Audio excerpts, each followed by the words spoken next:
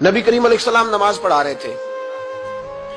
जोर की नमाज थी या असर की नमाज थी, सही मुस्लिम में मौजूद है। हजरत अबू हुरैरा फरमाते हैं नमाज पढ़ाते पढ़ाते नबी पाक ने कदम आगे किया, नमाज पढ़ाते पढ़ाते कदम आगे किया और यूं हाथ उठाया फिर वापस कर लिया।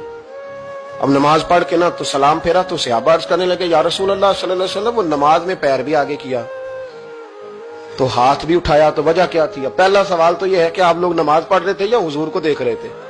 तो सहाबा तो पहले ही बताते हैं कि भाई हम तो पहली साफ में नमाज इसलिए पढ़ते थे कि नमाज भी होती रहती थी और चुपके चुपके महबूब की दीद भी होती रहती थी। हुजूर से पूछा या रसूल अल्लाह, वो नमाज पढ़ते पढ़ते कदम आगे बढ़ाया आपने तो फिर पीछे कर लिया, क्या था?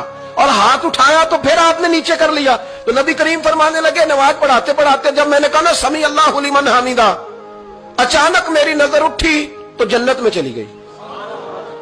नजर उठी तो जन्नत में, तेरे लिए 2-4 कदम अर्श बरी है। तो महबूब फरमाते हैं जब मेरी ऊपर नजर गई ना तो मैंने देखा कि अंगूरों का एक खोशा लटक रहा है जन्नत में। तो मैंने हाथ बढ़ाया कि तोड़ लूं। हुजूर खड़े हैं मस्जिद नबवी में और फरमाते हैं कि मैं यहां खड़े होकर हाथ ऊंचा करूं तो मेरा जन्नत तक पहुंच जाता है। फरमाया मेरा इरादा हुआ कि वो खोशा जन्नत का तोड़ लूं और जरा मैंने पैर आगे बढ़ाया ही था तो मेरे दिल में ख्याल आया कि जन्नत